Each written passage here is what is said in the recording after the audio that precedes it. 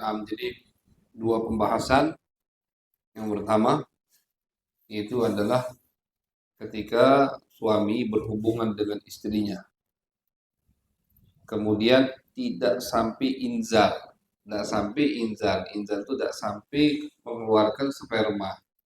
Berhubungan tapi tidak keluar sperma. Yang lanang atau yang perempuan, apakah wajib mandi? Dulu di awal Islam tidak wajib mandi. Jadi walaupun sudah berhubungan tapi tidak inzal, inzal itu artinya tidak mengeluarkan sperma, maka di awal Islam dulu hukumnya tidak wajib mandi. Hadisnya Nabi sebutkan innamal ma'u minal ma'. Innamal ma'u minal ma'. Air itu dari air. Yang mewajibkan mandi karena adanya sperma. Al-ma' innamal ma' yang pertama adalah usul minal ma' air mani. Jadi mandi itu diwajibkan, air mandi diwajibkan karena air sperma. Artinya apa? Artinya wajib mandi kalau sperma keluar. Mafhumnya kalau sperma tidak keluar tidak wajib mandi. Itu di awal Islam. Di hadis sebelumnya Abi Sa'id Al-Khudri, Nabi ketemu dengan rajulin minal ansar, datang ya, ini ansar afwan ngadep Nabi, rambutnya basah. Kata Nabi, la'allana ahjalnak, jangan-jangan kami ini bikin kau cepet-cepetan. Cepet-cepet lagi berhubungan dipanggil Nabi. Akhirnya ngacak-ngacak mandi. Ngadep Nabi tidak mandi, tidak lemak kan itu. Ini adab sahabat Nabi Muhammad SAW. Kata Nabi, kata dia, "Na'am ya Rasulullah." Qal, "Idza ujilta au uhitta." Kalau kamu buru-buru dan belum sempat keluar, fala ghusla alaik. Kau tidak wajib mandi, wa alaikal wudu. Cuman wajib wudu.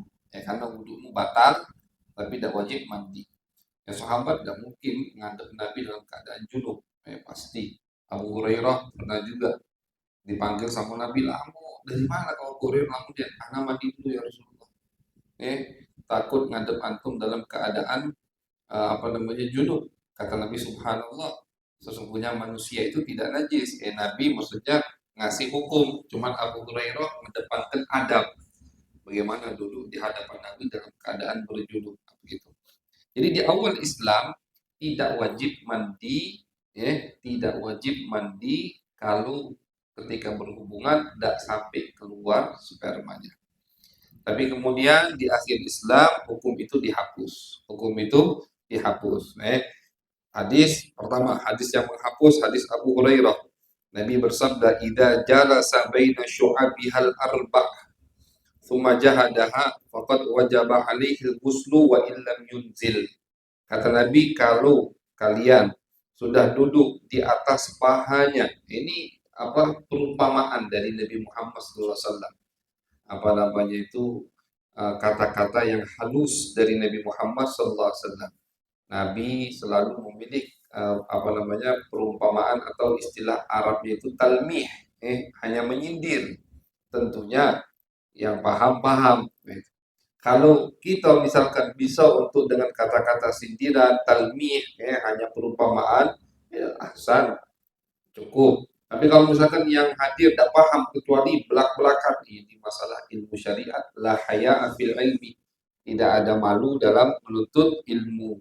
Jadi lihat, kita pas ngajar misalkan, oh cukup dengan kalimat seperti ini, udah cukup di situ. Tapi tidak cukup, perlu untuk diperjelaskan ini masalah penting, misalkan banyak yang salah, ya sudah belak-belakan, tidak masalah, karena di bab ilmu tidak nanti malu-malu. Kata Nabi, yang duduk jika kalian sudah duduk di atas pahanya, kemudian tsumma jahadaha, maksudnya kalian setubuhi, masuk al-dzakar ilal farj, masuk kemaluan laki-laki ke dalam kemaluan perempuan, maka sudah wajib mandi walaupun tidak sampai inzal. Itu kata Nabi Muhammad SAW. Jadi walaupun tidak sampai keluar, tapi udah masuk, wajib mandi. Qadrul hasyafah, helmnya itu, paling batasnya itu, helmnya masuk, kalau baru nyenggol istilahnya belum wajib. Helmnya masuk, itu sudah wajib mandi. Walaupun tidak inzal. Dua-duanya wajib mandi. Walaupun perempuan tadi tidak sadar. betina tadi dah sadar ketika disetubuhi, misalkan tidur atau naudzubillah terpaksa seperti yang kosa misalkan, tetap wajib mandi, tetap wajib mandi. Sempat khilaf sahabat sampai-sampai al-muhajirin wal ansar. Artinya apa? Artinya ini masalah belum berarti ketika Nabi wafat sudah ada hadis, sudah Abu Hurairah sudah tahu, Siti Aisyah sudah tahu, cuma masalah ini belum menyebar. Sampai-sampai muhajirin sama ansar khilaf. Kata ansar, al-ansar la yajibul ghuslu illa minad dafaq. Tak wajib mandi kecuali kalau dafaq. Dafaq itu sperma, keluar sperma. Muhajirin yang mengatakan pendapat muhajirun, idza khalata, kalau dia bersetubuh faqad wajaban ghuslu, sudah wajib mandi. Nah, masih sampai keluar khilaf. Akhirnya kata Abu Musa, sudah, biar ana yang menyelesaikan. Datang, pintar Abu Musa. Tidak panjang-panjang. Datang ke siapa? Ke apa namanya, yang mengalaminya, yaitu istri Nabi Muhammad SAW. Datang ke Siti Aisyah, nanya ke Siti Aisyah.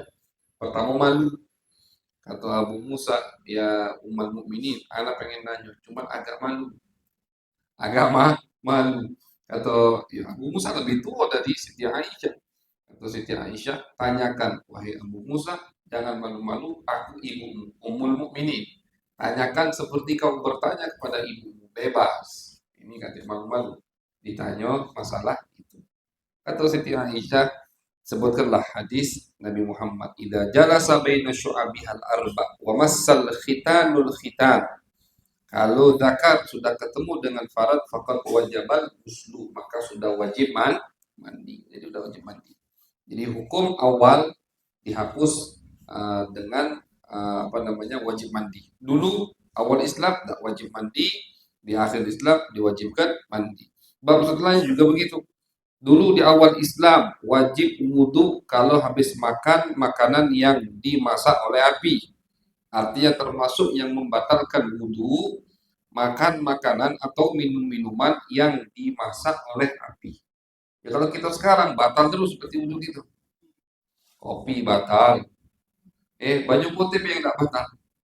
Yang lainnya batal. Baju putih.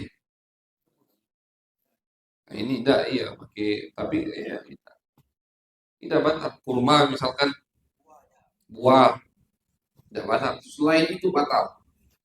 Pokoknya makan makanan yang dimasak sama api, minum minuman yang dimasak sama api, batal wudhu.